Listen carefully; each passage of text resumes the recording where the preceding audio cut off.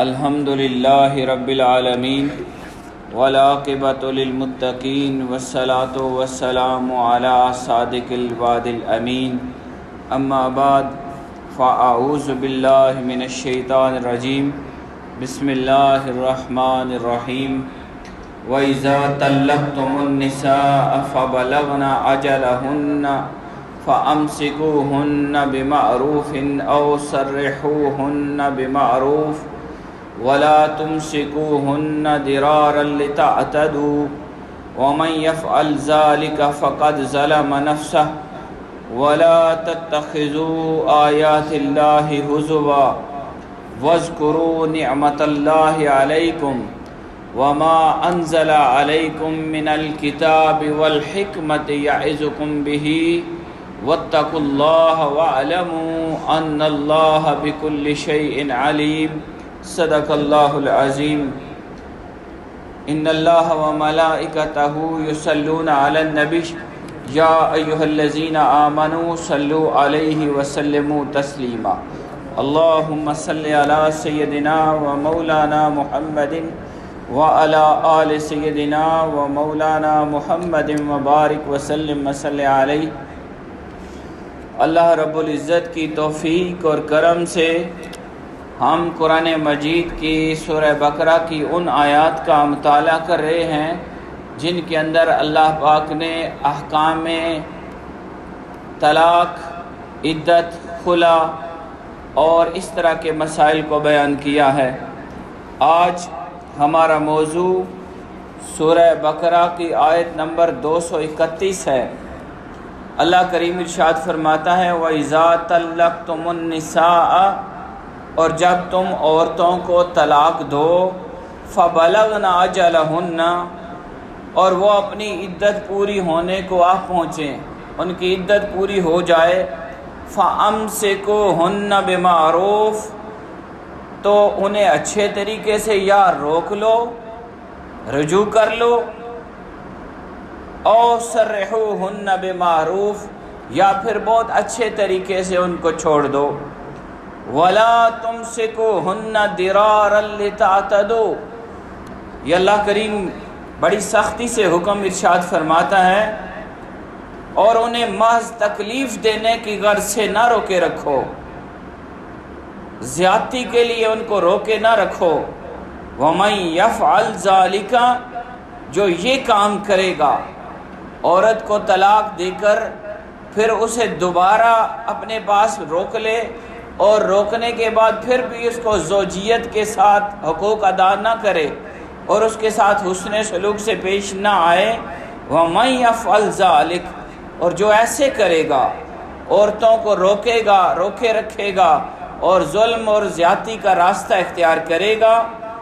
فَقَدْ ظَلَمَ نَفْسَهُ، بس جان لو اس نے اپنی جان پر ظلم کیا۔ وَلَا تَتَّخِذُوا آيَاتِ اللَّهِ هُزُوًا، اور اللہ کی آیات کو، اللہ کے احکام کو مذاق مت بناؤ۔ وَاذْكُرُوا نِعْمَةَ اللَّهِ عَلَيْكُمْ، اللہ کی اس نعمت کو یاد کرو جو اس نے تم پر کی ہے۔ وَمَا أَنزَلَ عَلَيْكُمْ مِنَ الْكِتَابِ، اور جو کتاب اس نے تمہیں عطا کی ہے، وَالْحِكْمَةِ، اور تمہیں اس نے حکمت کی باتیں عطا کی ہیں، يَعِظُكُمْ بِهِ، ان کے ذریعے اللہ تمہیں نصیحت کر رہا ہے۔ وَاتَّقُوا اللَّهَ، اللہ سے ڈرو، وَاعْلَمُوا، اور جان لو، أَنَّ اللَّهَ بِكُلِّ شَيْءٍ عَلِيمٌ، اللہ ہر چیز کا مکمل علم رکھنے والا ہے۔ حاضرین گرامی، آج کا معاشرہ اور موجودہ دور کے مسلمانوں کا حال وہ بہت مختلف ہو چکا ہے۔ قرآن مجید کی یہ آیت مبارکہ بڑے واضح طریقے سے ہمیں ہدایات دے رہی ہے، اور اس کے اندر ہمیں یہ سکھایا جا رہا ہے کہ اگر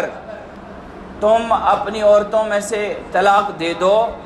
تو جب طلاق رجی تم نے دی ہو، مغلظہ نہیں، رجوع والی، پہلی یا دوسری طلاق، اگر رجی طلاق دی ہے اور عدت پوری ہونے کا وقت آ چکا، اب تمہیں اپنی نیت کو خالص کرنا ہے، اچھے طریقے سے اس کے ساتھ دوبارہ اپنے پاس روکے رکھنا ہے، رجوع کر لینا ہے، اور جس طرح ایک اچھے میاں بیوی خاوند بیوی آپس میں رہتے ہیں، اس طرح ایک اچھے سلوک کے ساتھ،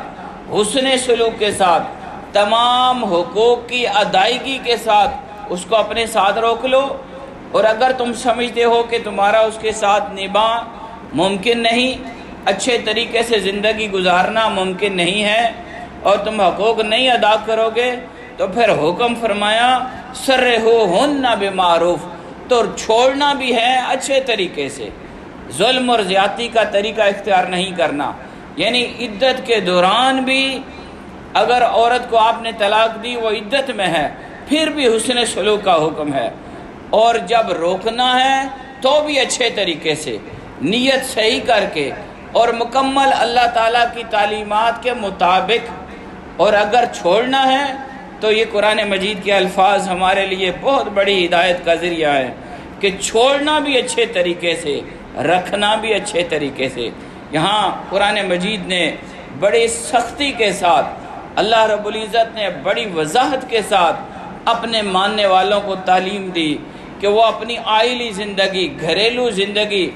اپنے گھر کو کس طرح ایک اچھا گھر بنا سکتے ہیں۔ اگر انسان کی نیت صحیح ہو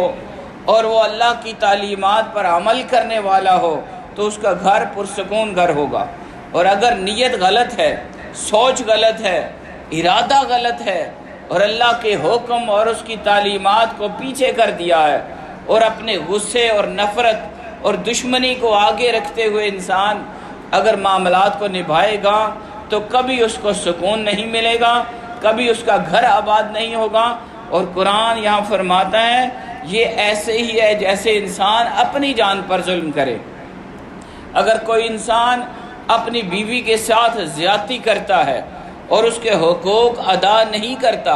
اور اس کے ساتھ حسن سلوک نہیں کرتا، حاضرین بڑی غور طلب بات ہے، سمجھنے والی بات ہے۔ قرآن کی جو یہ تعلیم ہے، یہ ایک ایسا نور ہے جو آپ کے گھر کو روشن کر دے گا اور آپ کو سکون عطا کرے گا۔ کہا رکھنا تو اچھے طریقے سے، چھوڑنا تو اچھے طریقے سے۔ اس سے بڑی ہدایت کون سی ہو سکتی ہے؟ آپ دین اسلام کے مزاج کو سمجھیں، آپ تعلیمات اسلام کے مزاج کو سمجھیں کہ ہم جس دین کے ماننے والے ہیں وہ اگر ہمیں حکم دیتا ہے رکھنے کا تو کہتا ہے اچھے طریقے سے، اور چھوڑنا ہے تو بھی اچھے طریقے سے۔ اس سے بڑی کوئی ہدایت دنیا میں نہیں ہو سکتی۔ اگر آج ہمارے گھروں میں سکون نہیں، اور اگر آج ہم بے سکونی اور غم کا شکار ہیں، ہمیں افراتفری کا سامنا ہے، تو اس کی بنیادی وجہ یہ ہے کہ ہم نے اللہ کے ان احکام کو چھوڑ دیا ہے۔ قرآن مجید کی اس آیت میں اللہ پاک نے یہ ہمیں حکم دیا کہ عورت کے ساتھ ظلم کا طریقہ اختیار نہیں کرنا، تکلیف نہیں دینی، زیادتی نہیں کرنی۔ ہمارے ہاں یہ سوچ پائی جاتی ہے جب میاں بیوی کا اختلاف بنتا ہے تو بیوی بھی حد کراس کر لیتی ہے اور خاوند بھی کر لیتا ہے، اور خاوند کی سوچ یہ ہوتی ہے کہ نہ میں اس کو طلاق دوں گا، نہ میں اس کے ساتھ اچھے طریقے سے زندگی گزاروں گا، نہ میں اسے مکمل بیوی بناتا ہوں، اس کے حق بھی میں ادا نہیں کروں گا، اور اس کو میں آزاد بھی نہیں کرتا، اس کو میں باندھ کے رکھوں گا۔ یہ جو سوچ ہے قرآن مجید نے اس کے اوپر یہ ضرب لگائی اور ہمیں ہدایت دی کہ اگر رکھنا تو اچھے طریقے سے حقوق ادا کرنے ہیں، اور اگر چھوڑنا ہے تو بھی اچھے طریقے سے۔ یہ آج کا معاشرہ اللہ کے حکم کے خلاف چل رہا ہے۔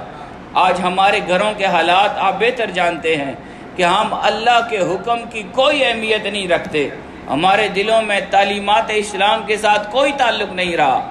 آج ہم اپنے من مرضی کی بات کرتے ہیں، جس کو جو بات اچھی لگتی ہے وہ اس کو اپنا لیتا ہے، اور یہاں ایک بہت برا ایک رواج بن گیا ہے، بے دینی کا ماحول ہے،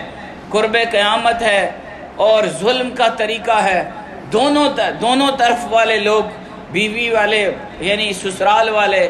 اور جو خاوند والے لوگ ہیں، وہ دونوں قسمیں ایک دوسرے کے اوپر ظلم کا طریقہ اختیار کرتی ہیں۔ اسلام نے زندگی گزارنے کا ہر طریقہ ہمیں بتایا ہے، نکاح کا بھی ہے، طلاق کا بھی ہے، رہنا ہے تو کیسے رہنا ہے اور چھوڑنا ہے تو کیسے چھوڑنا ہے۔ ہمارے ہاں اس کو دشمنی کی بنیاد بنا دیا جاتا ہے۔ قرآن نے اس سوچ کو ضرب لگا کر ہمیں یہ راستہ دیا کہ اگر تمہارے ساتھ نباہ اچھا نہیں ہوا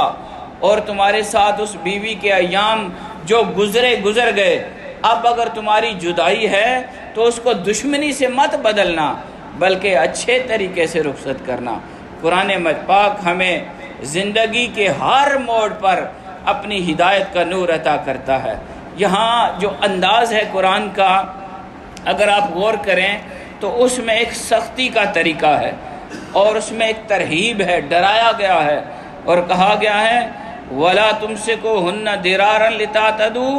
وَمَن يَفْعَلْ ذَلِكَ فَقَدْ ظَلَمَ نَفْسَهُ، جو یہ کرے گا وہ اپنی جان پر ظلم کرے گا۔ اور پھر آگے بہت کھول کر بیان کیا، فرمایا وَلَا تَتَّخِذُوا آیات اللہ ہزوا، لوگو اللہ کی آیات کا مذاق مت اڑاؤ۔ اللہ تمہیں حکم دیتا ہے کہ اگر طلاق دینی ہے تو یوں دینی ہے۔ میں نے پچھلے جمعوں میں اس کو وضاحت دی ہے، بیان کیا ہے کہ اس طرح طلاق سنت وہ کیسے ہے کہ ایک طہر میں جب عورت پاک ہو جائے ایام سے تو آپ اس دوران اس سے ملاقات نہ کریں، ہم بستری نہ کریں، ایک طلاق دے دیں، پھر اسی طرح اگلے طہر کے بعد ایک طلاق، پھر اگلے، اس طرح ایک ترتیب کے ساتھ، تاکہ آپ کے ذہن میں ایک مسئلے کا حل بھی موجود ہو،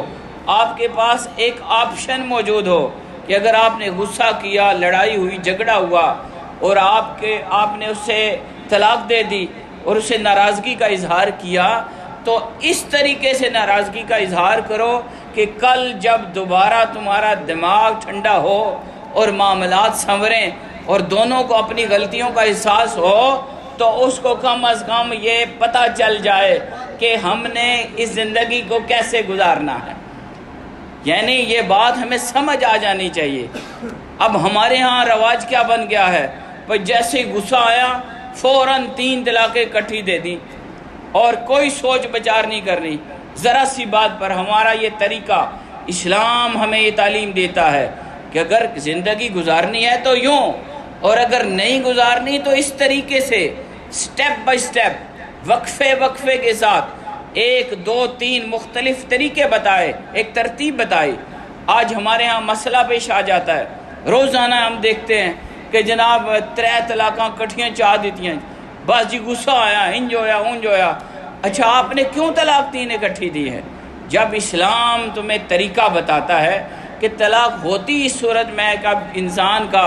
اپنی بیوی کے ساتھ اطمینان نہیں رہتا، اختلاف بنتا ہے، جھگڑا بنتا ہے، ناراضگی ہوتی ہے، لڑائی ہوتی ہے، تو جب بھی ایسی صورت بنے، اللہ کرے آپ اس مسئلے میں نہ پڑیں، لیکن اگر ایسی صورت کا سامنا کرنا پڑے تو 1 طلاق دینی ہے۔ یہ شریعت نے طریقہ بتایا ہے، اور جب ہم یہ کام کر لیتے ہیں تو ہمارے ہاں اہل سنت جو حنفی مسلک ہے اس میں بڑی واضح طور پر یہ فتویٰ موجود ہے کہ اگر کوئی بندہ 3 طلاقیں اکٹھی دے گا تو وہ 3 ہی شمار ہوں گی، عورت اس کے لیے حرام ہو جائے گی۔ لیکن ہمارے ہاں پھر ڈھگوسلے تلاش کیے جاتے ہیں، پھر دوسرے مسلک والوں کی طرف رخ کیا جاتا ہے۔ اب غلطی اپنی ہوتی ہے، غصہ اپنے اوپر غالب ہوتا ہے اور غلط خود ہوتا ہے، اور پھر جا کر دوسرے مسلک کے اندر پناہ لیتا ہے اور اپنے اس مسئلے کے حقہ کو برا کہتا ہے۔ غور طلب بات ہے حاضرین، اس کو آپ غور کریں۔ اب غلطی کس کی ہے؟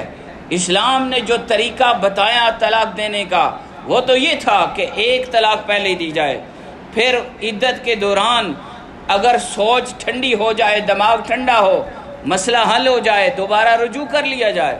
پھر اگر پھر بھی مسئلہ ہو دوسری طلاق دی جائے، پھر وقفہ کرے، عدت گزارے، اگر پھر بھی غصہ ٹھنڈا نہیں ہوا تو جانے دے، اس طرح 2 طلاقیں ہو جائیں گی۔ پھر بھی اگر معاملہ درست ہو جاتا ہے تو نکاح کے ذریعے وہ گھر لا سکتا ہے۔ لیکن ہمارے ہاں جس طرح ہم ہر کام میں دین اسلام کی تعلیمات کو چھوڑ چکے، اللہ کے حکم کو چھوڑ چکے، اللہ کے طریقے کو چھوڑ چکے، حضور علیہ السلام کی تعلیمات کو ہم چھوڑ چکے، ہمیں اس بات کو غور کرنا ہے۔ حاضرین آج کے جمعہ کا پیغام یہ ہے، اس آیت کا نچوڑ یہ ہے کہ ہمیں واپس اپنی تمام سوچوں کو، اپنے تمام معاملات کو، اپنے ارادوں کو، اپنی باتوں کو دین اسلام کے تابع کرنا ہے۔ جب ہم دین کے تابع اپنے آپ کو کر لیں گے، اگر کوئی بھی مسئلہ پیش آئے گا تو آپ اس کے لیے کوئی مشکل پیش نہیں آئے گی، پھر آپ کو اپنے مسلک کو برا کہہ کر دوسرے مسلک میں پناہ نہیں لینی پڑے گی۔ یہ طریقہ جو دین نے ہمیں سکھایا ہے کہ طلاق رجعی میں یہ ایک اچھا طریقہ سکھایا گیا، رکھنا تو اچھے طریقے سے اور اگر چھوڑنا تو اچھے طریقے سے۔ یہ حکم خدا ہے، یہ اللہ کا حکم ہے۔ اللہ رب العزت نے اس کے بعد پھر ایک محبت والا طریقہ بھی اختیار کیا، پہلے ترہیب کے ساتھ ڈرا کر اور اپنے جلال کے ساتھ بیان کیا کہ اگر تم ایسے کرو گے فقط ظلم نفسا، جو بھی یہ کام کرے گا وہ ظالم ہے، اس نے اپنے اوپر ظلم کیا ہے۔ اور اللہ نے فرمایا اللہ کی آیات ہیں، یہ احکام، یہ دین اسلام، یہ جو تمہیں طریقے سکھائے جا رہے ہیں یہ خدا نے دیے ہیں، یہ اللہ کی نشانیاں ہیں، یہ اللہ کی آیات ہیں، ان کے ساتھ مذاق مت کیا کرو، زندگی کو ان کے تابع کرو۔ پھر محبت کے ساتھ فرمایا وَاذْكُرُوا نعمت اللہ علیکم، لوگو تم اللہ کی نعمت کو یاد کرو کہ اللہ نے تمہیں اسلام جیسی عظیم نعمت عطا کی ہے، تمہیں زندگی گزارنے کا ہر طریقہ دے دیا ہے، تمہاری ہر مشکل کا حل دے دیا ہے، تمہارے ہر مسئلے کو کھول کر بیان کر دیا ہے۔ وَاذْكُرُوا نعمت اللہ، یہ اللہ کی نعمت ہے۔ قرآن مجید میں دین اسلام کو نعمت کہا گیا ہے، حضور علیہ السلام کی ذات کو نعمت کہا گیا ہے، اور بہت ساری چیزوں کے لیے نعمت کا لفظ آیا ہے۔ یہاں نعمت سے مراد دین اسلام ہے۔ اللہ فرماتا ہے یہ جو تمہیں دین دیا ہے، قرآن دیا ہے، اس میں تمہاری زندگی گزارنے کے طریقے لکھے ہیں، یہ اللہ کی نعمت ہے، یہ اللہ کا احسان ہے، یہ اللہ کی مہربانی ہے جو تم پر اس نے کی ہے۔ اور فرمایا وَمَا أَنزَلَ عَلَيْكُم مِّنَ الْكِتَابِ، اور جو تم پر اللہ نے کتاب نازل کی یہ سارا اللہ کی مہربانی اور کرم نوازی ہے۔ وَالْحِكْمَةِ يَعِظُكُم بِهِ، اور یہ حکمت کی باتیں جس کی تمہیں اس نے تعلیم دی ہے وہ نصیحت فرماتا ہے تمہیں، یعظکم بہی، ان کے ذریعے تمہیں نصیحت کرتا ہے، قرآن کے ذریعے نصیحت کرتا ہے، دین اسلام کے ذریعے تمہیں نصیحت کرتا ہے، آقا دو عالم صلی اللہ علیہ وسلم کی سنت مطہرہ کے ذریعے تمہیں راہ دکھاتا ہے۔ واتقوا اللہ، لوگو اللہ سے ڈرو۔ اب دیکھیں کیسی مناسبت ہے، واتقوا اللہ، اللہ سے ڈرو۔ اس کو اللہ نے کس بات کے ساتھ جوڑا؟ کہا تم دین کی تعلیمات کا انکار کر رہے ہو، عمل سے تم دین اسلام کو چھوڑ رہے ہو، تم دین اسلام کے ساتھ مذاق کر رہے ہو، کبھی حنفی بن جاتے ہو، کبھی سلفی بن جاتے ہو،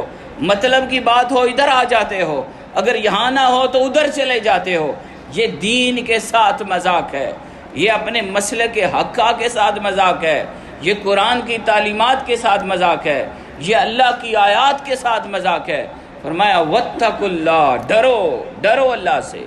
ڈرو ایسے طریقے سے۔ تم نے اللہ کی بارگاہ میں جان دے کر پیش ہونا ہے۔ تم سے پوچھا جائے گا کہ جب معاملہ آیا تھا ادھر سے تمہیں قرآن پاک کی تعلیمات دی جا رہی تھی لیکن تم نے انہیں چھوڑا اور اپنی مرضی کی زندگی گزارتے رہے، پوچھا جائے گا واتقوا اللہ وَاعْلَمُوا، جان لو، وَاعْلَمُوا، اس بات کو دل کھول کر اپنے دل میں بٹھا لو، وَاعْلَمُوا، جان لو، ان اللہ بکل شیء علیم، بے شک اللہ ہر شے کا علم رکھتا ہے۔ تمہارے ارادے کیا ہیں وہ جانتا ہے، تمہاری سوچیں کیا ہیں وہ جانتا ہے، تمہارے اعمال کیسے ہیں وہ جانتا ہے، اور تم کیا کرنا چاہتے ہو وہ جانتا ہے، تم دھوکہ دہی کے راستے پر ہو وہ جانتا ہے، تم ہدایت پر چل رہے ہو وہ جانتا ہے۔ اللہ ہر شے کا علم رکھتا ہے، اس لیے کوئی اس کو دھوکہ نہیں دے سکتا، کوئی مکاری سے، چالاکی سے، کسی اور طریقے سے اللہ کے دین کو دھوکہ نہیں دے سکتا۔ اس لیے کامیابی کا راستہ، ہدایت کا راستہ، اللہ کی بارگاہ میں سرخرو ہونے کا راستہ یہ ہے کہ ہم خود کو مسلمان سمجھیں اور دین اسلام کی تعلیمات کو، قرآن کی تعلیمات کو اور علماء حق نے جو ہمیں راستے دیے ہیں ان پر ہم ثابت قدمی کے ساتھ چلیں۔ اس طرح ہمیں دنیا میں بھی اللہ پاک کامیابی عطا کرے گا اور آخرت میں بھی ہمارے لیے بہتری اور کامیابی ہوگی۔ اللہ کی بارگاہ میں دعا ہے مولا پاک ہمیں دین اسلام کو سچے دل سے قبول کر کے اس پر عمل کی توفیق عطا فرما۔ وما علینا الا البلاغ۔